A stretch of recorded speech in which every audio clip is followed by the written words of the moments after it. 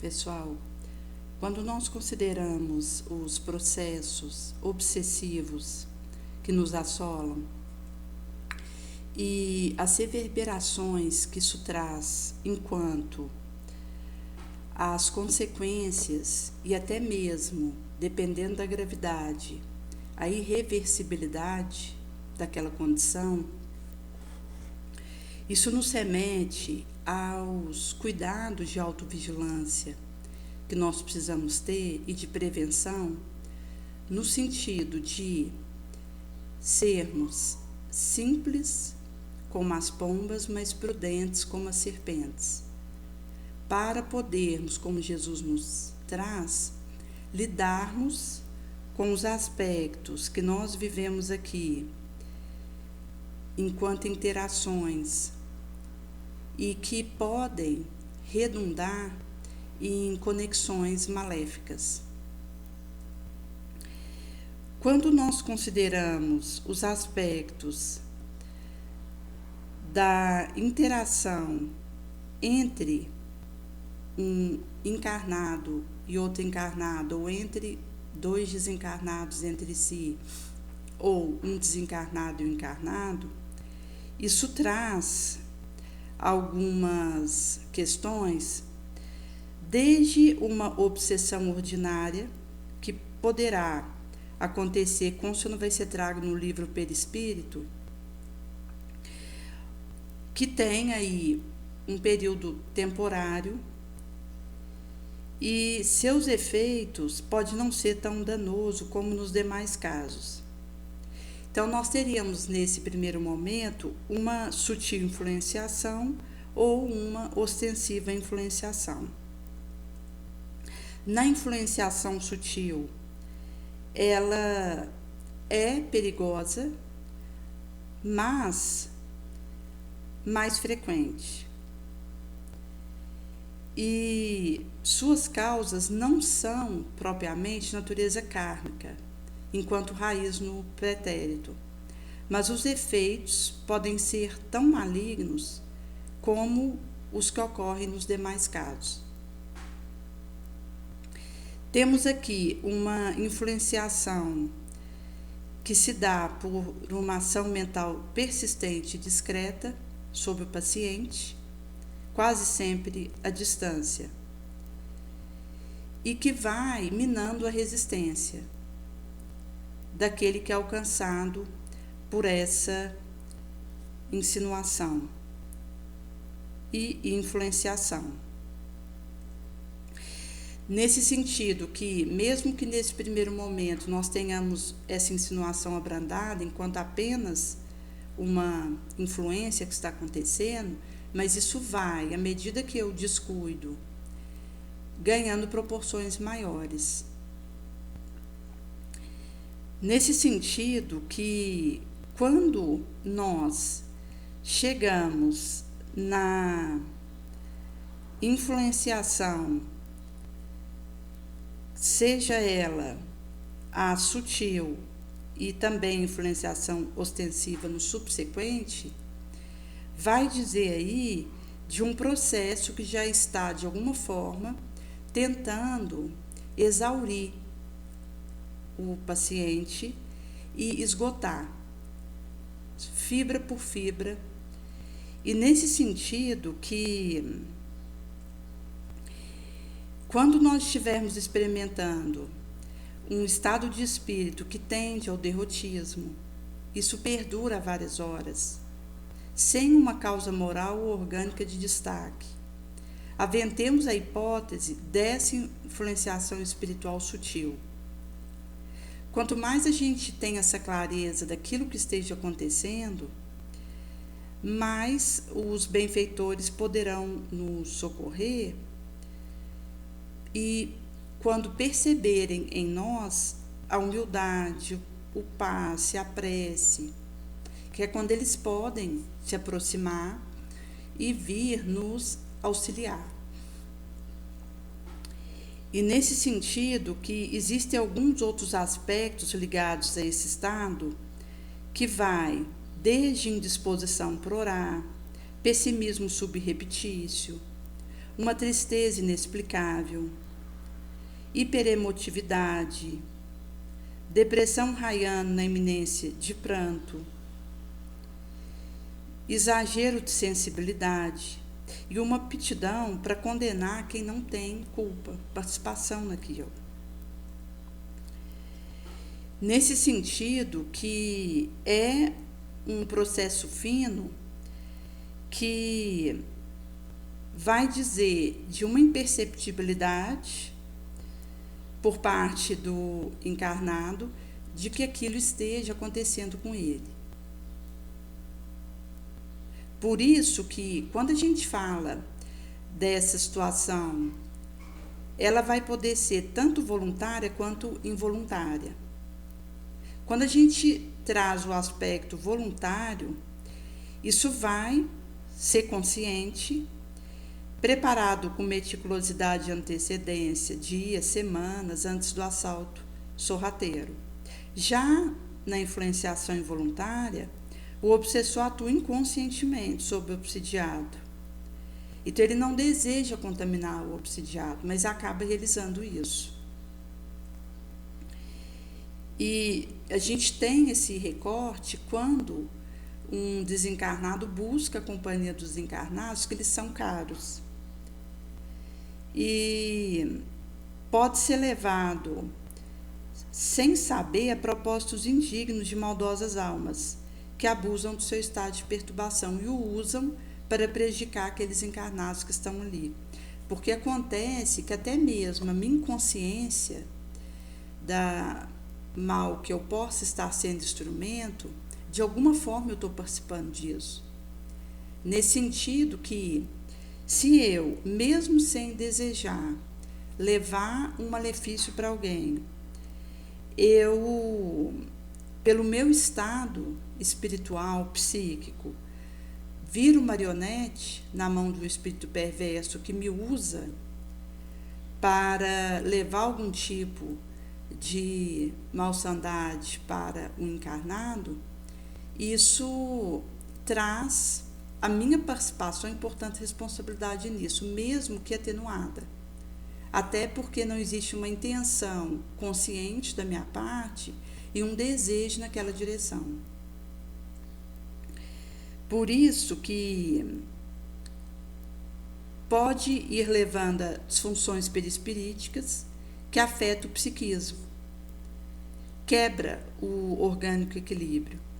Quando a gente fala da influenciação ostensiva, ela ultrapassa as fronteiras da descrição traiçoeira e pode se fazer sentir tanto no exercício da mediunidade como fora dele, mas guarda relação com o potencial medianímico, inclusive porque o indivíduo com dado tipo de mediunidade, ele pode já apresentar uma sensibilidade diferenciada e, ao mesmo tempo, se eu não canalizo o meu recurso mediúnico a serviço do bem, isso de alguma forma vai ser usado por entidades perversas para me transtornar. Por isso que o indivíduo que tem um determinado tipo de mediunidade, por exemplo, ostensiva, e ele não tem um direcionamento adequado para esse uso, que começa com a sua reforma moral, que vai ser a base desse processo, acaba que ele se torna refém dessa mediunidade que ele traz, enquanto usada por obsessor. Então, eu posso tomar a minha mediunidade na minha mão e colocar isso a serviço do bem comum, ou eu posso, em me fechando, levar a mim mesma a um adoecimento, pelas consequências que isso vai trazendo. Porque se eu, com um pensamento negativo que eu não cuido, eu já posso, pelo perispírito, levar a desarmonia para o meu físico, imagina uma ação obsessiva que infiltra miasma, que é prejudicial nos tecidos perispiríticos meu, e nesse sentido vai fazer uma consequência de desordens que desembocam na circuitaria física. Daí que a questão das nossas patologias, elas estão ligadas a processos obsessivos e também a nossa indolência com a nossa própria melhoria moral. Nesse sentido que,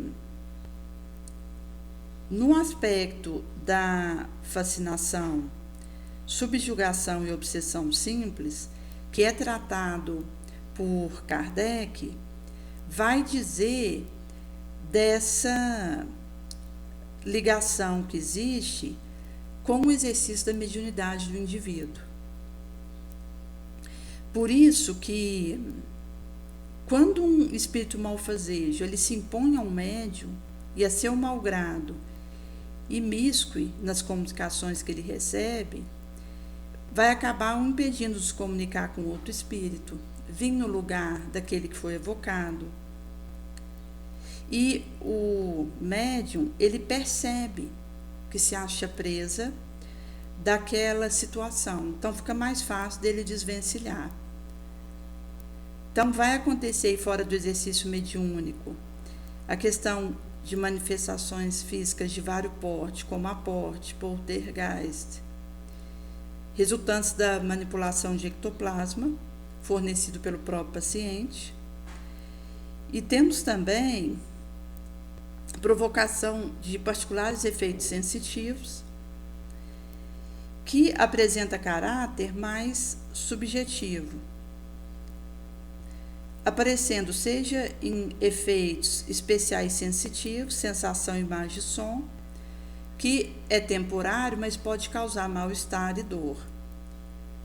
E é curioso, gente, porque chegado aqui, a gente percebe que um espírito obsessor, ele pode fazer insuflações importantes sobre mim, tentando prejudicar um dado trabalho que eu esteja realizando. Acerca disso, nós temos um relato do Chico, que, ao dar uma entrevista para o Geraldo, em outubro de 1991, ele diz de uma experiência que ele mesmo houvera tido, quando ele ouvia um barulho característico da labirintite, mas se registrava uma nítida voz de um espírito inimigo do espiritismo, que perturbava sua tranquilidade interior. E aqui nós estamos falando de um espírito de escola, como Chico, que veio com uma missão, portanto já tinha uma vitória importante sobre a sua própria sombra, porque ele já estava num estágio onde ele já não tinha a questão de karmas negativos pesando sobre ele, quanto um espírito aí que já vem de várias encarnações leal à causa do mestre. E mesmo assim, ele relata uma perseguição obsessiva dos inimigos da causa cristã espírita, e ele diz que essa presença de infelizes espíritos, desde então, tinha sido uma constante. Então, ele ouvia diariamente os ataques que esses obsessores faziam à cristã mensagem, ao espiritismo, as desagradáveis sugestões que eles traziam, as induções ao desequilíbrio. E o Chico, ele relatou, certa vez, que ele tinha a sensação que ele ia enlouquecer, pela pressão que às vezes caía sobre ele de energias de ódio que o alcançavam. E então ele dizia também sobre os sarcasmos em relação a episódios vividos por ele no decorrer da sua atual vilegiatura, ferindo alusão à ocorrência menos digna dos doutrinários círculos, com o intuito aí de desanimar, de prostrar, de desiludir, de revoltar, calúnias em relação a conhecidos fatos pelos integrantes daquele momento, e maledicências dirigidas aos círculos de amizades que ali aconteciam. E tudo isso recaía sobre ele de uma forma tal que ele se sentia tolhido na liberdade de pensar. Então, aqui existe uma atuação de sonorizar os pensamentos dos obsessores em nós próprios, mostrando aí até onde vai essas artimanhas maléficas para tentar parar o seareiro do bem. Então, o Dr. Bezerra de Menezes houvera recomendado muita calma em relação a essa questão e houvera incentivado aquele grupo que estava sob essa chuva de obsessão para conversar com esses infelizes irmãos pelo pensamento, mostrando-lhes o ângulo de visão que era próprio ali do grupo do bem e rogando aos obsessores compreensão e paciência para as mediúnicas atividades que eles realizavam. Então, gente, mostra como que a questão da paciência ela é primacial. Porque se num primeiro momento eu preciso ter paciência para me manter harmonizada, para conseguir uma lucidez mais limpa, mais acurada, para ter uma segurança de ação mínima. Num segundo momento, eu preciso da mansuetude, da paciência, para não me desequilibrar emotivamente diante dos assédios obsessivos e das artimanhas que possam acontecer nesse sentido. Por isso que aquele que está focado em ser leal a esse caminho com Jesus, ele precisa desenvolver esses mentais dentro de si mesmo, porque uma das orientações primaciais do Dr. Bezerra, nesse caso, foi a calma, para que não acontecesse uma entrega a um estado de perturbação que já estava tentando ser insuflado sobre eles. Aqui considerando o Chico, mas ele trazia de situações que ele percebia que essas legiões obsessoras estavam fazendo acontecer entre alguns ali que militavam junto com o Chico e ele próprio, que também sentia esses efeitos em si mesmo. E nesse sentido que quando a gente considera, por exemplo, estágios mais gravosos dessas situações, a gente entra na fascinação, que é o tipo mais grave de obsessão e vai ser uma ilusão produzida na mente do paciente por uma direta ação do obsessor, que vai usar tanto técnicas telepáticas, em casos mais gravosos, hipnóticas, onde o pensamento da vítima é dominado com sugestões de grandeza que vão ser agasalhadas pelo seu orgulho, levando ele a uma desestabilização psíquica. Pode acontecer fora do exercício da mediunidade e dentro dele. Kardec vai trazer para nós que o fascinado, o médium, não acredita que esteja sendo enganado, porque o obsessor ele tem uma arte de inspirar no fascinado uma cega confiança, que o impede de compreender o absurdo que escreve, o embuste em que ele está, mesmo que isso salte aos olhos do populacho. Então, chega ao ponto do fascinado achar sublime uma linguagem mais ridícula.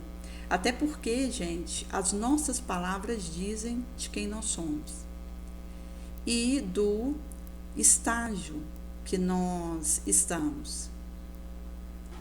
Nesse sentido que aquilo que eu uso para elaborar as frases, isso tem a ver com os pensamentos que eu plasmo e nutro dentro de mim.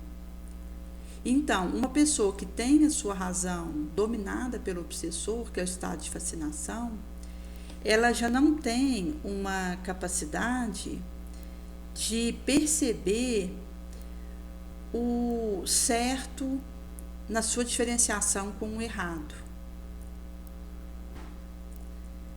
Nesse sentido que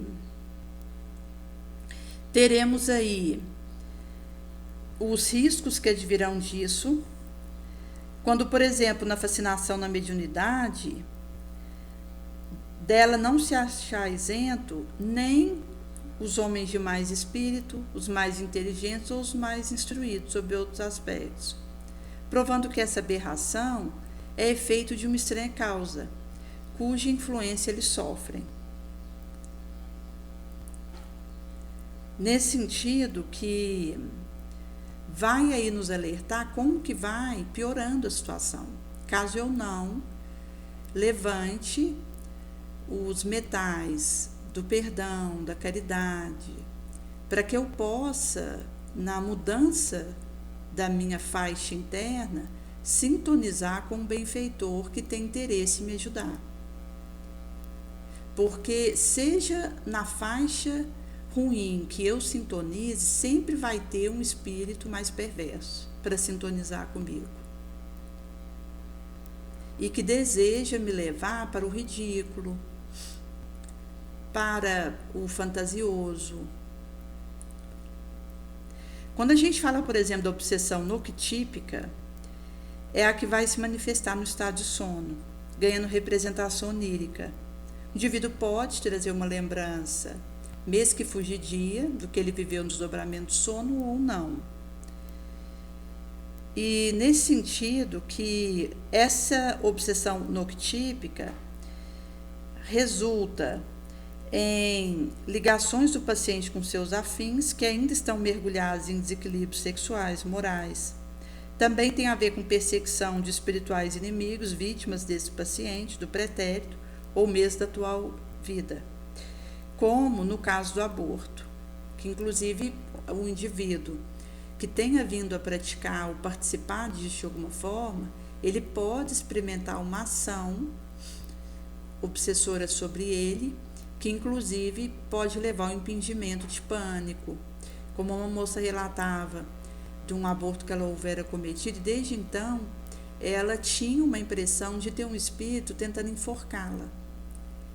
E ela começou a trabalhar o perdão com esse espírito dado e recebido, o passe, a vigilância, o evangelho no lar, diário, e ela foi percebendo uma mudança, se não de todo, daquela ação enforcante que ela experimentava sobre ela, mas da sua resposta, que foi ficando mais amena.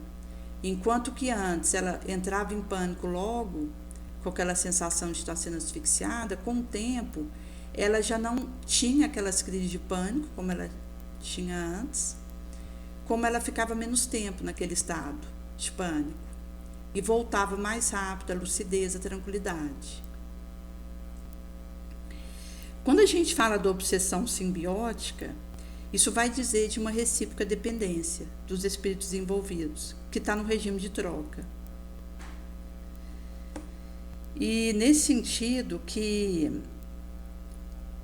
é uma mentossíntese baseada na troca de multiformes mentais fluidos, através dos quais emite as ideias próprias e radiações, assimilando as radiações e ideias alheias. Essa simbiose é uma ocorrência comum e aglutina almas ignorantes, egoístas, amedrontadas, covardes, fracas umas às outras, também desprevenidas e carentes, num processo que vai desde o atraso na evolução de cada qual, como consequências funestas e danosas para as partes, visto que pode chegar à soldadura perispirítica, que tem um comprometedor engravimento da situação. Nesse sentido que, quando o indivíduo ele experimenta essa soldadura perispirítica, ele já vai estar num estado que pode raiar irreversibilidade para essa vilegiatura dele. Por isso que o processo obsessivo simbiótico é dos mais nocivos e perniciosos e também de mais difícil solução, porque existe essa psíquica interdependência entre as mentes envolvidas, em regime de franca cumplicidade e adesão. Por isso que a questão das minhas escolhas vai dizer de se isso vai intensificando ou não. Porque se eu modifico o meu gosto pela minha vontade, eu posso, antes de virar essa perispirística soldadura, interromper essa simbiose, mas que implica esse desejo da minha parte de modificar o meu hábito, a minha rotina, o meu gosto, o foco central do meu desejo. Inclusive considerando que essa modificação ela precisa elevar o meu padrão vibratório. E ao invés de eu ter esses aspectos em algo negativo, eu vou ter esses aspectos em algo positivo, onde eu vou ocupar o meu tempo com ideias nobres, com serviço no bem, renunciando ao mal, às suas sugestões, com a prece, com a vigilância, o evangelho no lar, o passe, a água fluidificada. Por isso que o obsessor e o obsidiado permanecem tão interligados no simbiótico processo que não suportam a separação, maneira de tipófagos, que renascem com aquele ou este órgão comum. Então, é uma sintônica relação, configurando um processo intricado de interdependência, de adesão mútua, que parece uma recíproca obsessão. Na maioria das vezes, eles precisarão de reencarnação conjunta para ser feita a resolução dessa situação. Então, uma pessoa que não consegue resolver o seu relacionamento com o pai, com o qual tem alguma dificuldade de interação, se ela não aprende a desenvolver o perdão, a tolerância, o amor, vai acontecer que esse pai, numa próxima encarnação, volta mais próximo dela. Porque quanto menos eu consigo resolver uma dada situação, eu estou marcando o encontro cada vez mais próximo com aquele outro. Daí que uma jovem que tem essa dificuldade de relacionamento com o pai, que ela não logra resolver, isso está desenvolvendo dentro dela indisposição com esse pai, intolerância, rancor. Ela está marcando um encontro com ele numa próxima encarnação, ou como filho, ou como esposo, que acaba que vai ficando mais próxima aquela interação com o outro, caso eu não consiga dissolver as dificuldades desse relacionamento com perdão legítimo. E nesse sentido, que quando a gente fala dessa recíproca obsessão, isso muitas vezes só poderá ser abordado pela reencarnação conjunta, e, portanto, próximos. E, às vezes, nesses casos, pode ser feita a apelação para o amor materno, onde, no caso de um jovem com esse tipo de dificuldade de relacionamento com uma mãe,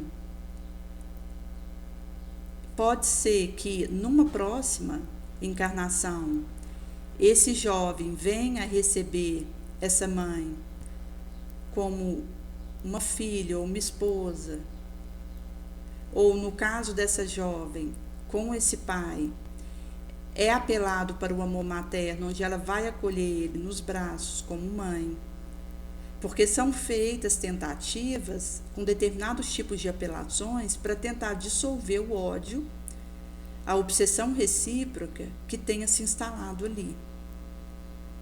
Por isso que, nesse caso, todo sentimento positivo auxilia e todo sentimento negativo complica.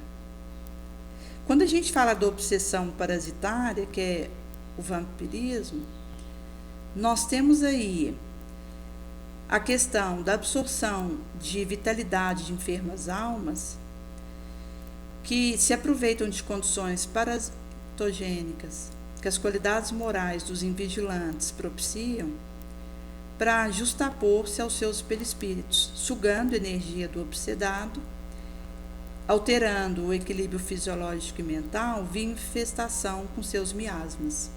que vai inclusive alcançar o perispírito da vítima. E nesse sentido que o obsessor vai se ligar a essa vítima através do veículo perispirítico, na cerebral região, dominando a rede complicada de estímulo nervoso e influenciando os metabólicos centros, alterando profundamente a orgânica paisagem, mostrando a gravidade que chega. Nesse sentido que, se existem aqueles parasitas que vão atuar como ácaro e mosquito, absorvendo vital emanação do encarnado aqui e ali, tem outros que são endoparasitas conscientes, que se interam dos pontos vulneráveis das vítimas, segregam sobre elas produtos filiados ao alquimismo desse espírito e que recebe o nome de aglutinina e simpatina mental, que subrepticiamente modifica a essência dos pensamentos próprios, que vertem contínuos dos energéticos frutos do tálamo no diencéfalo. Então, vai acontecer que, se nós considerarmos essa parasitose espiritual aguda, vai levar a uma derrocada do fisiológico equilíbrio e os fatores responsáveis vão ter raiz no desgovernado pensamento do próprio obsidiado. Nesse sentido, gente, que o domínio do nosso pensamento é urgente. Porque quando o meu pensamento ele está desgoverno, a matroca, e fica devaneio, eu me torno marionete na mão de um obsessor, como um joguete. Por isso que a questão da disciplina, para que eu faça o domínio dos meus elementos, é imperioso. Inclusive, a gente tem relato de pessoas que sentem preguiça de uma concentração para ler, ou que sente aí uma dificuldade para pegar um caderno e fazer alguns escritos que tenha necessidade. E isso está ligado a uma dificuldade do indivíduo em dominar a sua mente, o seu pensamento. Porque realmente não é simples, é uma conquista que a gente vai fazendo e que pede um suor de nós. Porque nós não conseguimos parar de pensar. Produzimos milhares de pensamentos por dia e o que nós podemos fazer é direcionar os pensamentos que temos. Nesse sentido que um pensamento que me ocorre, eu preciso, se for um pensamento mau, cortar isso na raiz para que não ganhe força dentro de mim e logo substituir por um pensamento positivo. Inclusive, para a gente poder ajuizar de um dado pensamento que a gente está tendo, vamos analisar se esse pensamento viesse a público, se seria positivo. Se sim, é porque é um pensamento bom, mas se o fato dele vir a público levar algum prejuízo para alguém, para mim, para o outro, vai acontecer de ser um pensamento negativo. Mas a gente vai, com o treino, conseguindo fazer essa aferição. O risco que nós corremos é, a partir do momento que eu não estou conseguindo governar meu pensamento, nem meu sentimento, minha emoção, eu acabo presa de espíritos cruéis que vão fazer isso por mim. E quando um espírito obsessor, ele comanda o meu pensamento, ele vai me usar para as suas intenções. Porque da mesma forma que o benfeitor, que se comunica comigo, ele me usa para algo bom, como por exemplo, diz alguém que bate na nossa porta, e o benfeitor pode já ter intuído essa pessoa bater na minha porta, esperando que eu abra o coração e estenda a mão para ajudar quem precisa. E nesse sentido, o obsessor usa de um pão que eu tenho para poder dar para aquela pessoa que pediu. Da mesma forma, o malfeitor, ele vai me usar para levar algo ruim para o outro, se eu permitir.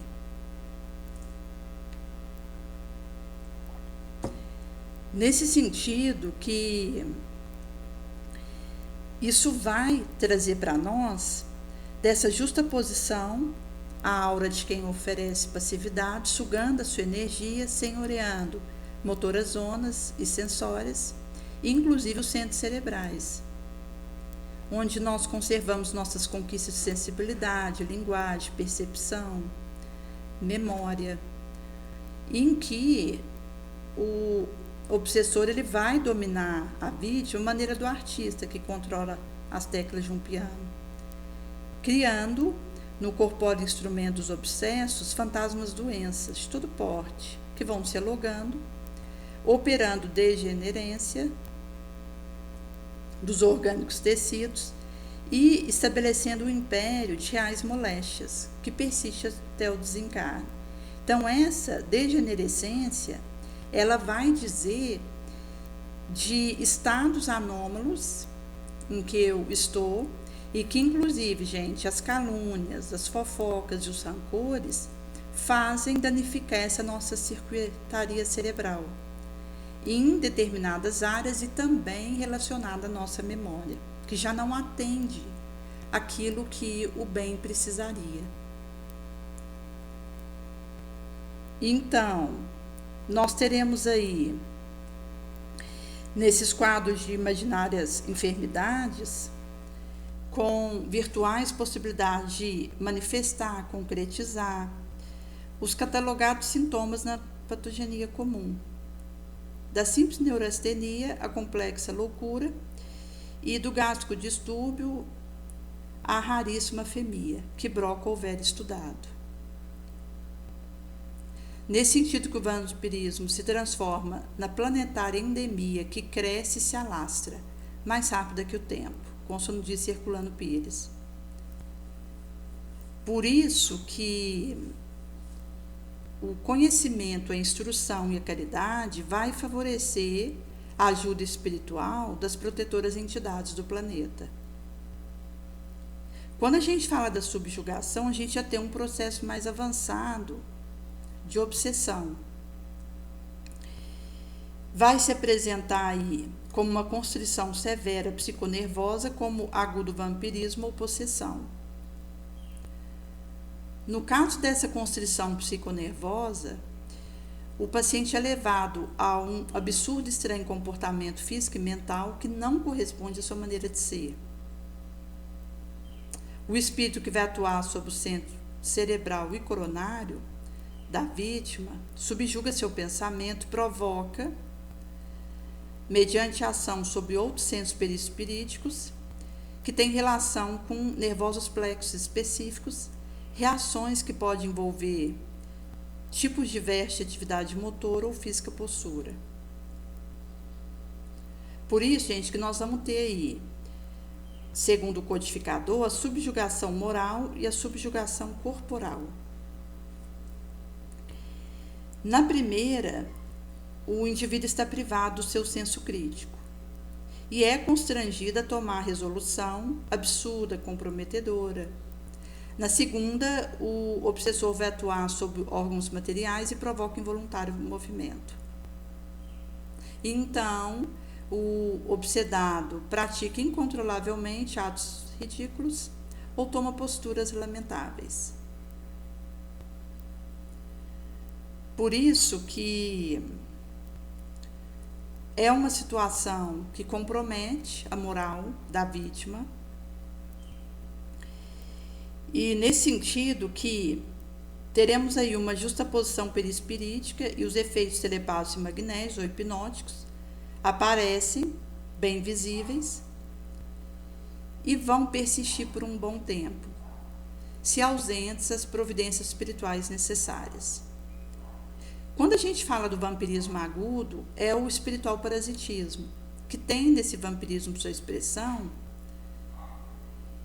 e vai de um processo imperceptível de sucção de energia do outro para uma degradante e triste vampirismo subjugante ou agudo, em que o obsessor absorve a vitalidade da vítima, domina plenamente sua vontade,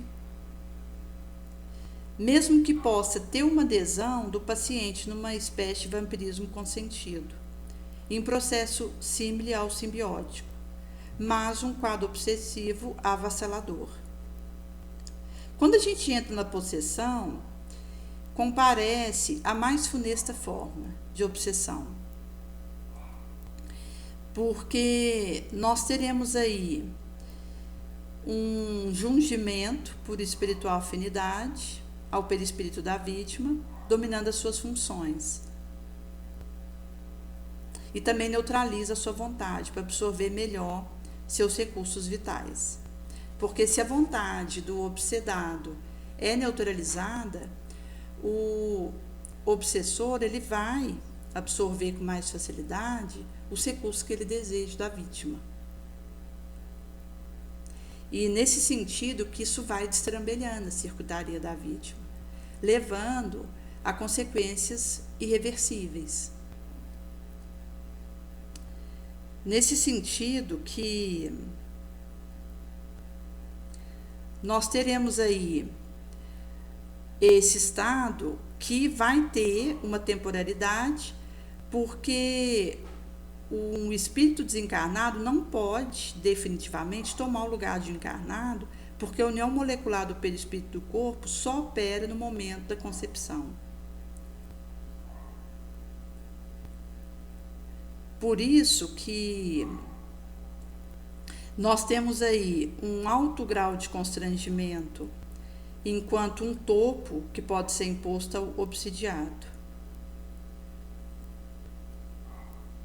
Por isso que vai ter manifestação de um processo marcado por cenas terrificantes, indignidades, violência de todo porte, mesmo que não chegue a um dano direto na integridade psicofísica do obsidiado, enquanto algo importante. Mas esse fenômeno pode acontecer até coletivamente. E nós temos alguns exemplos aí, como os processos de Morzine, estudado por Kardec, que foi um caso de infestação obsessiva, até ocorrências gravíssimas, catalogadas pela medicina como epilepsia essencial,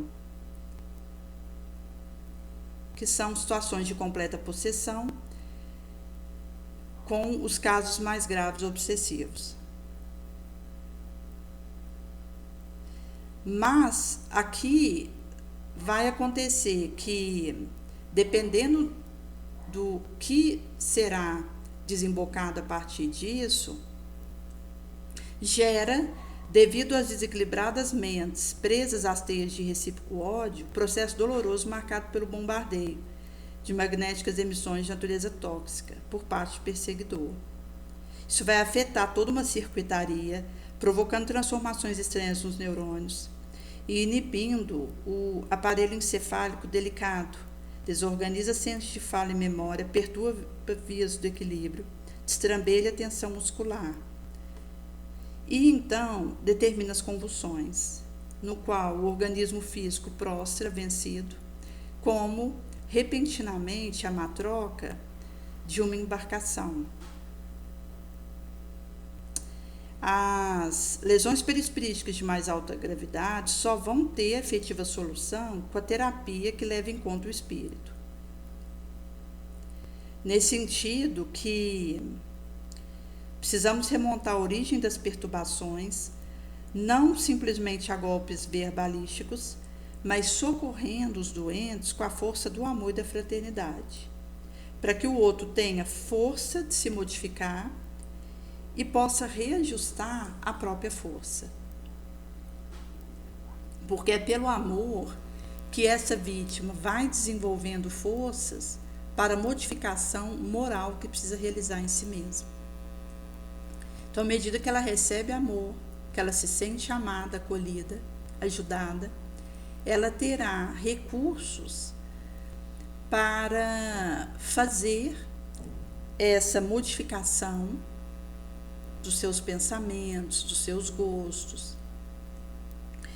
Isso vai permitindo a ela, então, reajustar, rearticular a sua força moral. Por isso que estamos todos subordinados a leis indefectíveis morais. Por isso que, quando a gente encontrar com isso, distribuindo nos areais materialistas essas informações, vai acontecer que, pela ação dos bons que detêm esses conhecimentos e não se omitem, aqueles que ficam na mornidão e na omissão vão acabar vindo para os lados dos bons e vão fazer o pipocamento, a multiplicação das instruções libertadoras. Chegado nesse ponto, nós poderemos oferecer recursos de cura superiores aos oferecidos pelas baterias químicas, de efeito quase sempre paliativo, que são escolhidos em relação a abordagens outras, considerando aí uma maioria. Por isso que, quando a gente fala dessas fases do processo obsessivo, teremos aí no primeiro momento a insinuação, que vai ser propiciada pela afinidade associada em vigilância.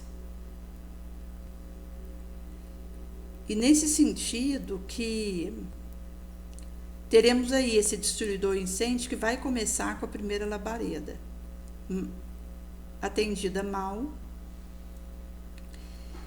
E nesse sentido que, se nós não estamos atentos à autovigilância enquanto um serviço porta dentro da alma,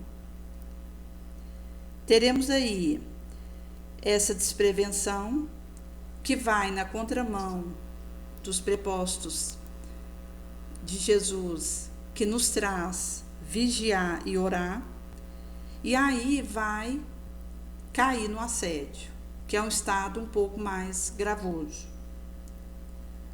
Nesse sentido que inicia-se um cerco mental mais insistente, que é o assédio obsessivo, e isso vai levando, inclusive, a perigosas mudanças de atitudes na vítima, pensamentos desordenados, falha de concentração, de memória, esgotamento mental e físico, diversos sintomas sem uma aparente causa. Nesse sentido que o indivíduo passa a ter pouca compreensão de assuntos subjetivos, dificuldade de aprendizado, dificuldades para realizar operações que exigem clareza de raciocínio, como nós comentáramos, inclusive, ler um livro. Porque o indivíduo chegado nesse ponto, ele não tem um autodomínio básico para iniciar uma leitura e permanecer nela. Até porque, gente, quando nós estamos em algum esforço da mente, nós somos bombardeados com ideias para nos distrair, se for um esforço positivo. Porque quando é alguma coisa ruim, nós teremos insuflações obsessivas para a gente continuar naquele estado, mas quando é algo positivo, como uma leitura dignificante, um momento que eu estou fazendo o evangelho no lar, ou que eu estou realizando um estudo nobre, a nossa mente, ela é bombardeada com ideias e tentativas de nos distrair mesmo. Até para que nós não consigamos usar o tempo adequadamente. Inclusive, quando a gente fala de rede social, se eu não tomo cuidado, eu vou ser distraída em muitos momentos do meu dia com querela, com situações que não têm uma importância e que desperdiça meu tempo, recurso, energia. E nesse sentido, que quando a gente considera, inclusive, a questão das viciações, que nos coloca em contato com o obsessor, um dos aspectos das nossas viciações é a gente não conseguir ficar sem ver uma notícia que tenha chegado no celular. Porque que vai chegar alguma notícia nova, vai, a cada momento. Mas dentre isso que chega, eu vou eleger o essencial, que tem a ver com aquele trabalho que Jesus me chama a realizar, que por sua vez está ligado ao meu propósito de vida, que movimenta um talento que eu tenho numa dada direção e ao mesmo tempo me ajuda a vencer a minha mazela moral. Nesse sentido que, quando nós estamos em algum esforço nobre, nós seremos investidos de tentativas de nos distrair. Por isso que quando a gente fala o aspecto de dominar a mente e de dominar o pensamento, isso é muito importante, para a gente dar conta de ter uma produção mínima no bem. Inclusive porque a gente é chamado aí aprimorando o uso do nosso tempo, em que a gente vai fazendo essa lapidação dos excessos, das perdas de tempo. E nesse sentido que o essencial vai passando a ocupar o nosso norte. Por isso que a isso vai se associar, no caso do assédio, sintomas de doenças, vômito, dor de cabeça, aceleração de batimento cardíaco, cãibra. Isso pode indicar assédio. Surge inesperadamente, de completo pode desaparecer, subitamente. Mas a pessoa fica com aquela sensação de exaustão. E a ansiedade também pode ser uma manifestação de assédio.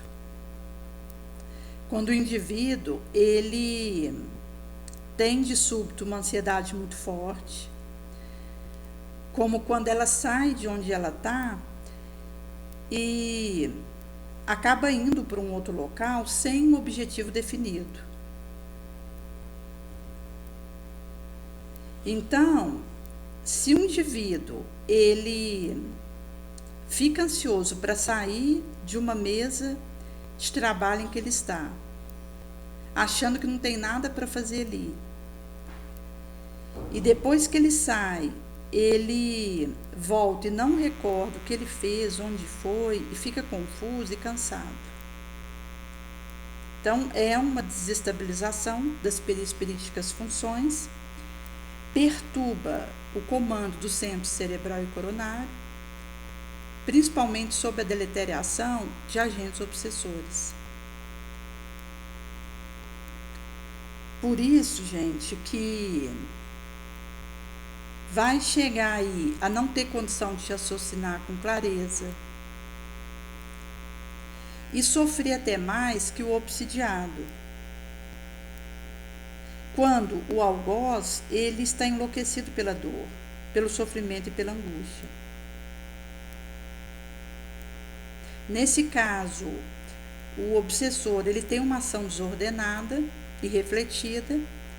A única coisa que ele sabe é que tem de pedir conta, que tem de se vingar de alguém, que o tornar infeliz, mas ele não tem noção de lugar, de tempo, não lembra o próprio nome, ele está ensandecido pelas torturas e desesperações que o vitimaram, e pode não ter consciência do mal que pratica. Nesse caso aqui, é que ele está sendo usado por espíritos mais cruéis. Por isso que, quando a gente tem consciência do processo que nos envolve, pela força da paciência, persistência no serviço de auxílio e humildade, a gente vai conseguindo se livrar da influenciação perniciosa. Temos aí a conexão mental, onde a influenciação sutil corrói, pouco a pouco, fibra por fibra e resistência psíquica do paciente. E, nesse sentido, nós passamos para o domínio, onde já é caracterizada a subjugação, que é um estado mais avançado da obsessão. E vai ter a perda da capacidade de discernir. Então, a partir do momento que eu já não diferencio o certo do errado, a obsessão vai ter alcançado o seu estado maior de gravidade. Nesse sentido que as condições intelectuais da vítima são anuladas, fica à mercê dos obsessores, que substitui sua vontade.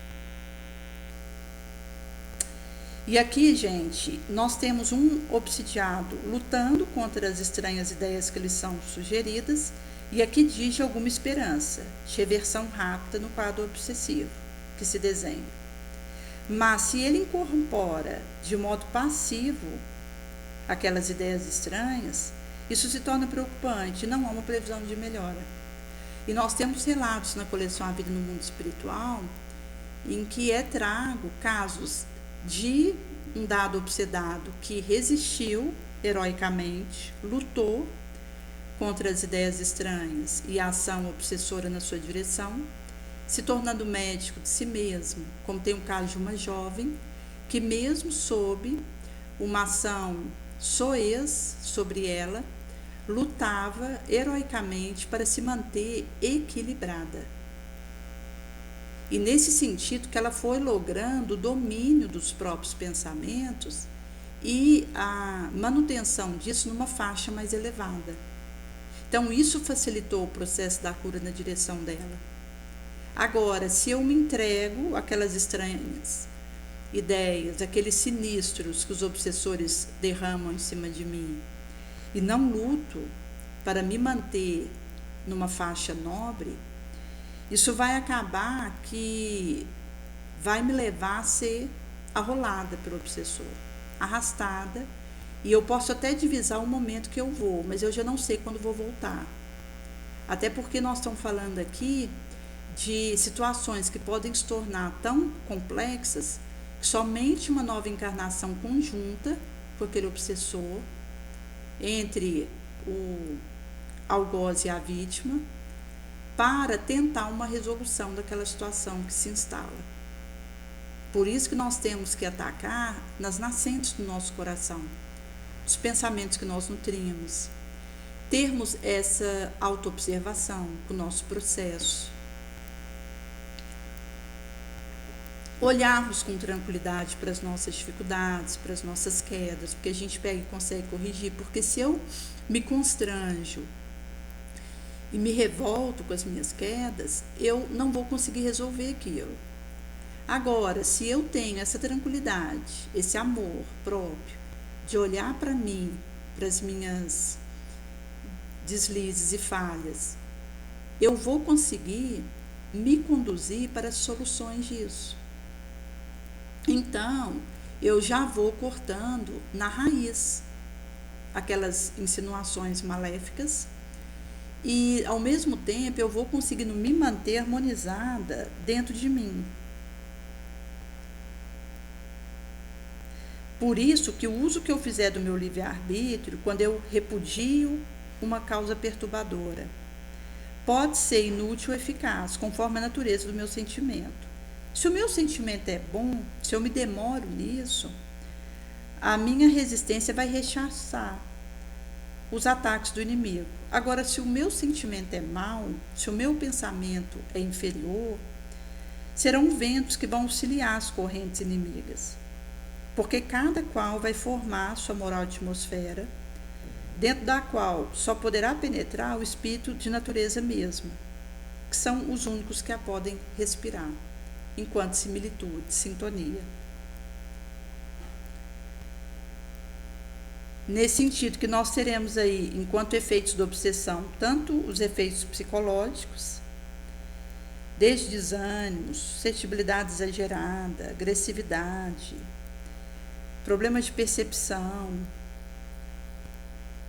desviciações de todo porte, sintomas depressivos que nem sempre comparecem, perceptíveis nos primeiros momentos, mas que serão notados quando já estiver mais agudo.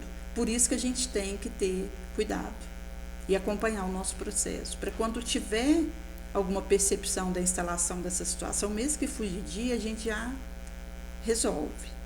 Nos efeitos psicopatológicos, onde nos casos mais graves de obsessão subjugante, parasitária e simbiótica, Isso pode comprometer a estabilidade psíquica da vítima. E nós temos aí desde a incontrolável ansiedade, a psicose maníaco-depressiva, que é o transtorno bipolar, depressão aguda, histeria, que é o transtorno dissociativo, esquizofrenias. E as manifestações arroladas no catálogo farto, dos transtornos mentais e do comportamento, que compõem a Internacional Classificação de Doenças do CID-10, que quase sempre estão associados à obsessão, enquanto aí perspectivas pelo fato de nós estarmos em regime de conexão. E quando a gente percebe o assustador aumento de ocorrências, isso vai requisitar uma abordagem psicológica e médica de fundo espiritual, que tem esse forro embasado nos conhecimentos espíritas. Por isso que nós, ao sondarmos as chagas morais, vamos ministrar o bálsamo reparador. Ao tornar os terráqueos melhores, vamos afastar os espíritos maus que são atraídos pelos vícios dos terráqueos mesmo. Nos efeitos orgânicos, teremos aí essa dimensão extracorporal,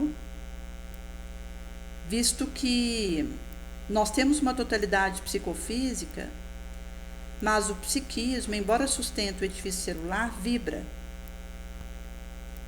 E aqui nós estamos falando, tanto no caso, por exemplo, do desdobramento, que a minha mente, que é o espírito, ele se manifesta autonomamente, como continuamente sendo influenciado e influenciando os psiquismos atuantes, tanto na dimensão espiritual quanto física. Então, são coisas que acontecem concomitantes.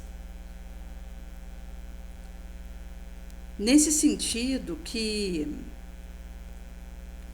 nós temos essas influências e que, dependendo dos efeitos positivos ou negativos, vai, pela lei de sintonia, inexoravelmente levar essas comunicações e conexões psíquicas. Se positivos, comparecerão efeitos revitalizantes e estimulantes; se negativos, apresentarão a questão de fisicamente e psicologicamente danosos. A negativa influência, que é o caráter obsidiante, pode surgir de início diversos distúrbios psicológicos, acompanhados de mal-estar físico. O desenvolvimento da ação obsessiva vai fazer o agravamento, surgir transtorno que afeta a psique de Deus. Agora, quando a gente fala dos desequilíbrios da mente, seja disposição kármica, que é o que eu já trago do pregresso, inclusive o que eu vivo aqui, por exemplo, num relacionamento, se eu trago situações mal resolvidas do pregresso, vai fazer o relacionamento que eu vivo com esse outro, que eu tive dificuldades no pregresso, funcionar à guisa de traumatizantes para mim. Nesse sentido que, quando a gente considera a disposição kármica, isso gera desequilíbrios no nosso psiquismo, que é coisas que a gente traz do pregresso. E mesmo quando a gente fala de erros nossos nessa vilegiatura que nós não logramos consertar, reparar, a partir aí do arrependimento, expiação e a nossa reabilitação perante a lei de causa e efeito, e que vão funcionar à guisa desse karma negativo. Isso é desequilibrador e acaba levando à degeneração psíquica, nos predispondo a situações de desestabilização fisiológica e também a questão da direta influência espiritual. Então, chegado aqui, o acesso está aberto à instalação de orgânicas moléstias. Nesse sentido que nós temos aí distúrbio de saúde, que persistente repercute com intensidade cada vez maior e compromete o defensivo sistema, facilita o surgimento dos orgânicos males. Então, se eu me auto-intoxico com emoção de efeito corrosivo, com doentias ideias, como rancor, fofoca, inclemência, desamor. E me demoro nessas fermentações que vão me degenerando, considerando a minha circuitaria. Ao mesmo tempo, eu fico nesses areais doentios, me comprazo nisso. Isso vai estar em descompasso com a recomendação evangélica. Isso vai afetar meu perispírito, o equilíbrio geral das minhas orgânicas células. E aí, a intoxicação oriunda da obsessão que infiltra miasmas do obsessor na perispirística textura do paciente gera físicas moléstias de todo porte, inclusive desconhecidas até então. E a cura vai depender da definitiva solução do processo obsessivo sob a luz do arrependimento, perdão, da compreensão. Então, gente, acaba que é o movimento que eu aconteço comigo. Porque a questão das vibrações que eu elejo para permanecer, isso tem efeitos de minar minha resistência, de me enfraquecer, de me acovardar. Ao mesmo tempo, as monoideias doentias, elas vão ganhando espaço dentro de mim. E isso desativa áreas do meu cérebro. Nesse sentido, leva a danos que pode ser irreversível, se eu persisto nesse estado e não ponho em ação os movimentos de reparação moral. Porque mesmo a gente sabendo que a espiritualidade maior, ela vem ao nosso socorro e nos propicia momentos de algum tipo de refazimento, mas acaba que se eu não me torno médica de mim mesma e tomo a rédea do meu processo e heroicamente me mantenho numa faixa elevada, eu vou ser arrastada e ter o meu processo comprometido. Como, por exemplo, chegar no estado de soldadura perispirítica. Porque quando o indivíduo ele é empedernido naquela postura de vindita, por exemplo, ele acaba que pode vir a desencarnar nesse estado e vai precisar de uma nova encarnação próxima daquele que ele odeia. E isso vai significar a continuidade de uma luta. Porque como esses dois integrantes já trazem um pregresso que não resolveram, isso implica uma disposição kármica para uma próxima existência. E quando o reencontro acontece na próxima existência, dá aso a ações nefandas de um para com o outro e vice-versa. Isso pode funcionar à guisa de novos traumas, se não tiver muita força, de pelo menos uma das partes, de romper isso. Levantar a bandeira da paz e dar um rumo diferente para a sua trajetória. Nós temos muitos casos nesse sentido, inclusive quando a gente fala de focos de guerra na Terra. Porque existem regiões de guerra em que isso já estava acontecendo no umbral, aqueles integrantes do litígio reencarnaram próximos e continuam aqui a se destruir. Então, se aquele que participa disso não logra se desprender dessa situação, vai acontecer dele voltar numa nova encarnação próximo do duelo, enquanto aquele em que ele está em litígio, e isso vai significar a continuidade dessas nefandades. Por isso que acaba que é uma decisão que o indivíduo precisa tomar a favor do seu próprio destino, que implica aí refazer a própria rota, porque Jesus ele está conosco, ele estende a mão na nossa direção e nos diz que nós, mesmo em meias aflições, podemos vencer as nossas mazelas, podemos reconstruir nosso destino. Por isso que isso vai implicar essa injeção vibracional boa em nós, que mesmo em meio à nossa limitação, nos leva a rearticulação importante, onde nós não nos deixaremos seduzir pelos extremos, nem pelas propostas que nos tiram do eixo, e, pelo contrário, com o meu testemunho nobre, eu vou convencer o outro a vir para o lado do bem, a sair da covardia. Vou optando por, ao invés de fazer uma boa viagem, ser uma boa companheira de viagem, enquanto o olhar para o pedido de socorro. E isso, gente, vai significar nós conseguirmos, de fato, resolver os nossos conflitos dominadores, pulsantes, ignorados. Por isso que nós temos aí essa bênção que é derramada na nossa direção, onde nós, com a nossa resposta, iremos construindo uma harmonização espiritual.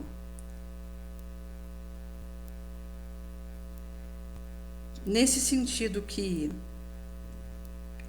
o caminho ele está posto e vai dizer de um desejo real em que eu, então, à medida que vou conseguindo, mesmo em meus desafios, essa fidelidade,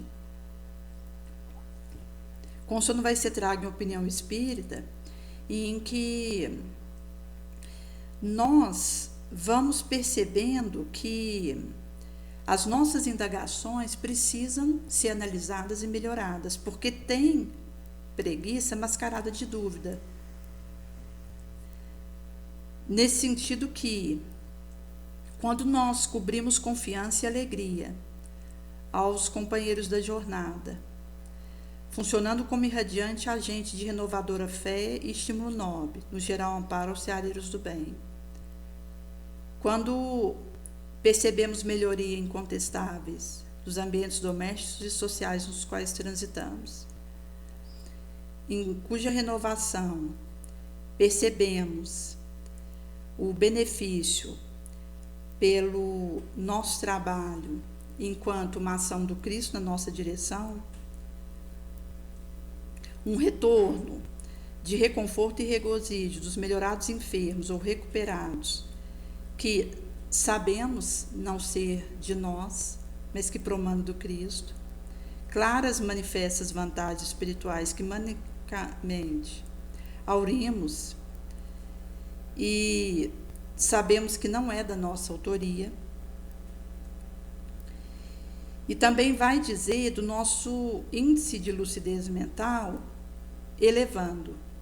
Porque depois de um certo tempo de trabalho e lealdade a essa proposta, em que se alimpam as energias do nosso espírito e elas se rearticulam pelo constante exercício do pensamento aplicado às boas obras. E nós, então, vamos ser fiéis ao propósito do reajuste moral e físico, medida que a gente se consagra com devotamento e pontualidade às tarefas de cooperação com os benfeitores. E também vai dizer de diferenciações que a gente vai percebendo nos nossos estados psicológicos. A gente vai associando que estamos mais robustos, mais serenos. E nesse sentido que teremos aí o vazamento de recusáveis valores promanados de Jesus. Isso vai dizer de que se nós estamos sendo fiéis ao campo de atividade que o Senhor nos confia, na prática mediúnica, ou no trabalho que nós assumimos, colocando o nosso talento em ação, vai acontecer que a nossa perseverança e a nossa constância no bem vai ser o imperativo maior de apoio. E a dúvida sem proveito por um maior perigo. Por isso que nós somos chamados a ter essa cautela.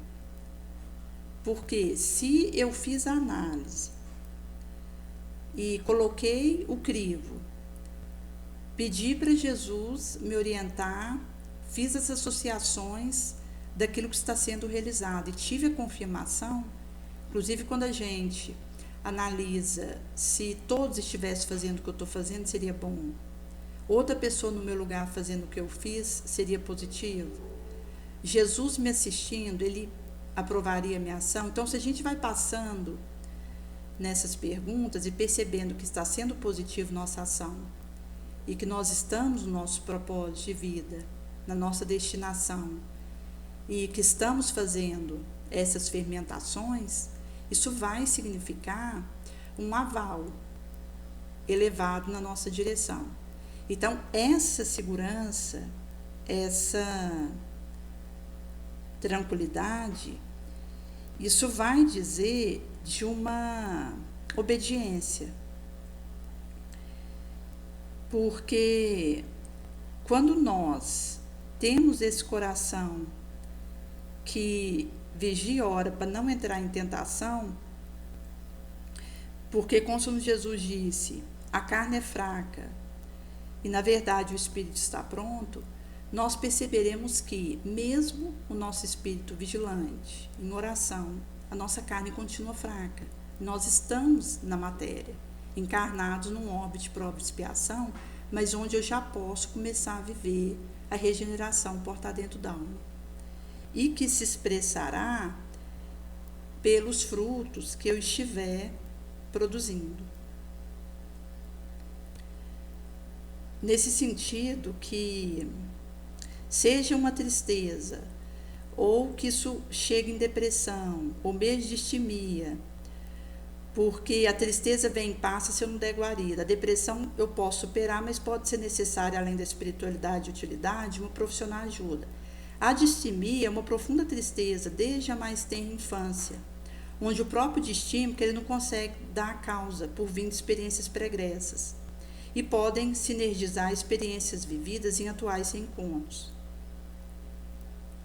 Então, vai acontecendo que vamos aprendendo com o erro ou acertando para elevar. Mas, como em todo caso, as questões de conexão por afinidade vão acontecer, e isso pode, inclusive, fazer a amplificação de um karma ruim que eu já trago enquanto uma disposição mórbida. E sabemos que eu posso, de modo próprio, fermentar coisas negativas em mim, com aquilo que eu escolho. Então, isso vai significar que, por um lado, se eu mudo e elevo a minha conduta mental, eu estou deixando de conectar com o malfeitor para me conectar com o benfeitor. Se eu nutro pensamentos elevados e presto auxílio, eu recebo essas substâncias benéficas que vão fortalecer minha defesa, minha lucidez, minha sabedoria, por me colocar em contato com Jesus. E nesse sentido que, a par dessas realidades, nós vamos perceber ser este o caminho que nós temos.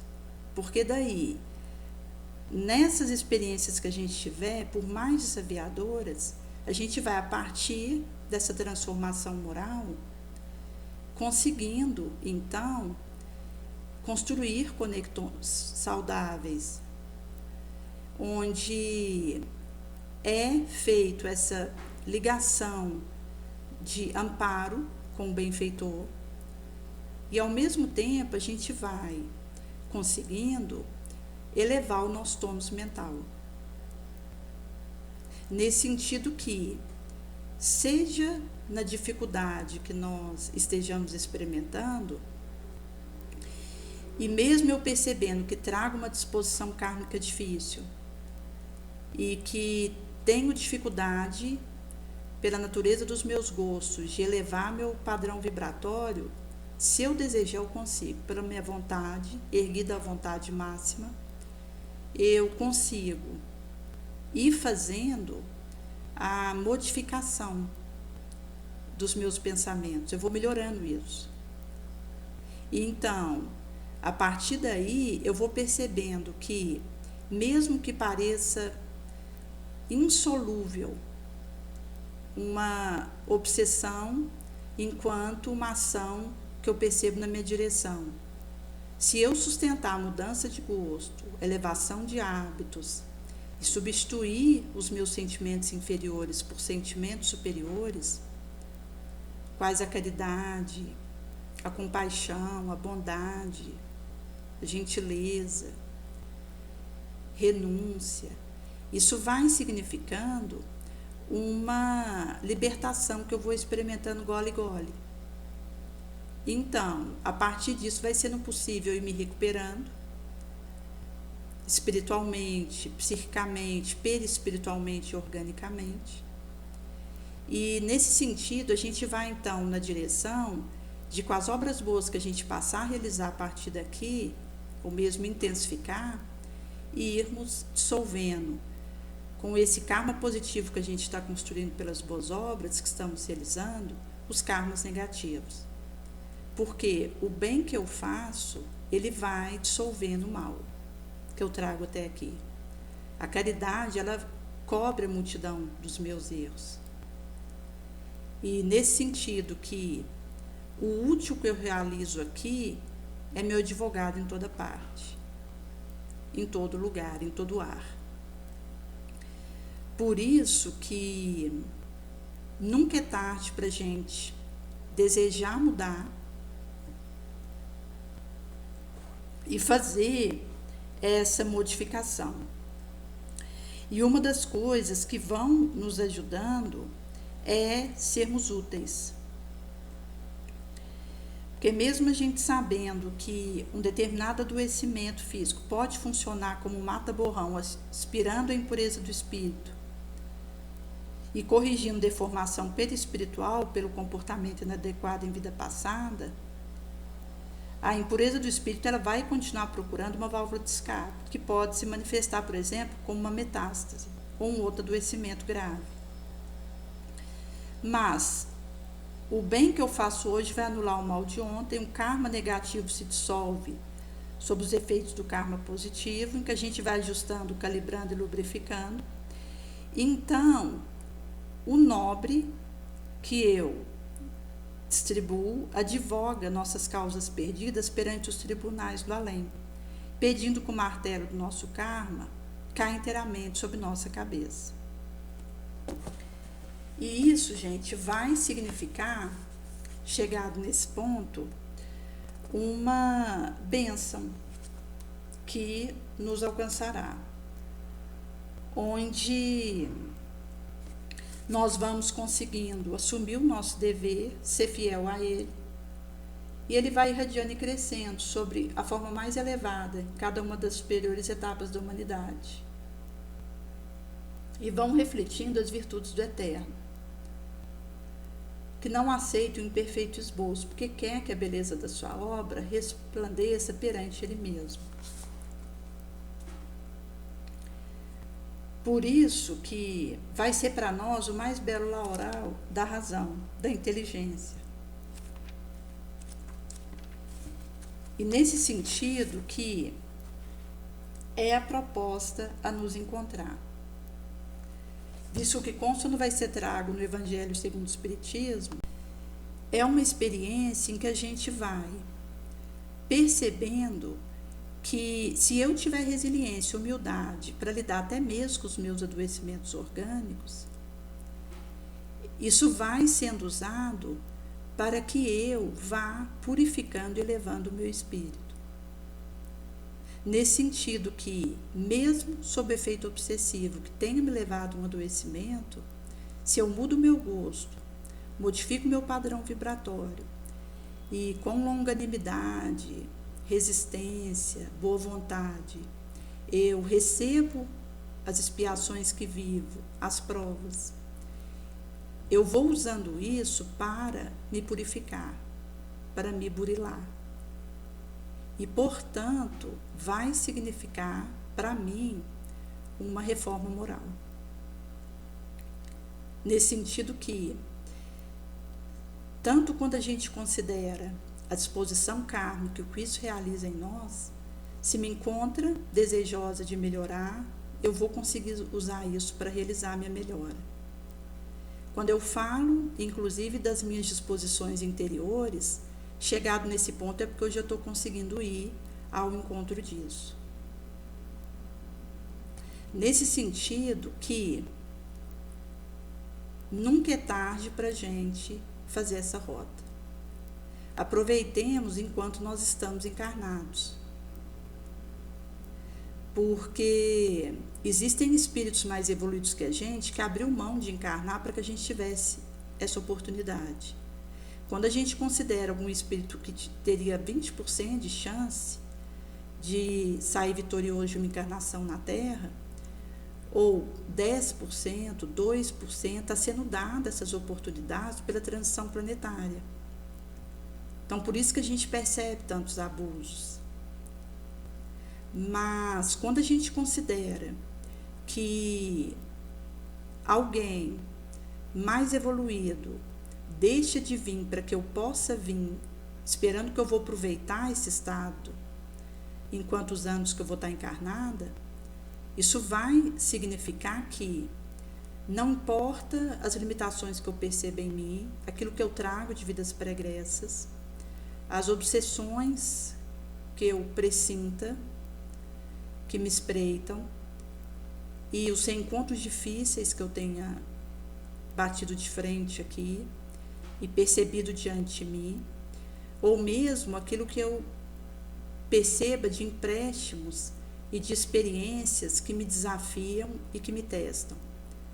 Se eu desejar realmente aproveitar essa encarnação na Terra, eu vou sair daqui melhor do que entrei, talvez pela primeira vez.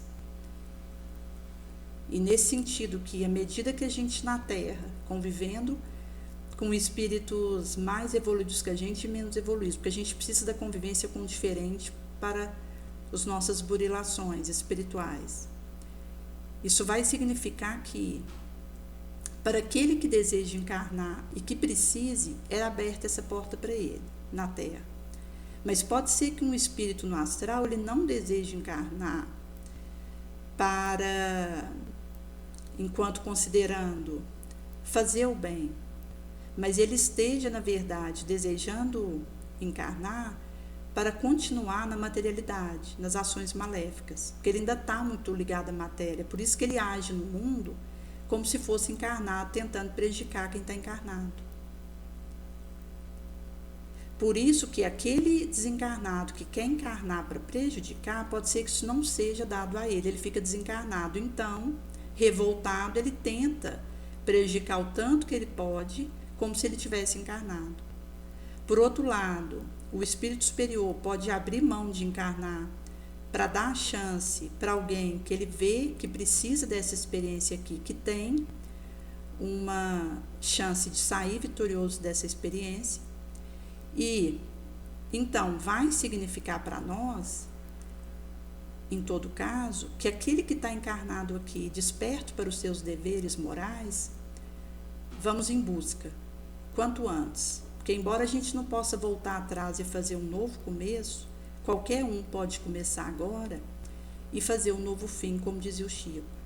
Então vamos atrás, porque a partir do nosso despertamento, o nosso desejo de construir um destino melhor, em meio ao que for, a gente vai conseguindo, a partir da mudança de nós mesmos, apoiados na vigilância, na prece, no evangelho no lar, na água fluidificada, no passe, a gente vai dando conta de divisar um porvir melhor, para que, quando soar o nosso momento de sair daqui, percebamos que estamos saindo da Terra, deixando a Terra um pouco melhor do que antes de termos vindo para cá. Porque isso vai significar essa incementação bendita que Jesus nos pediu. Que é quando Ele permitiu a nossa vinda para a Terra, nos acolheu aqui e espera que nós sejamos leais a Ele até o derradeiro pentelésimo.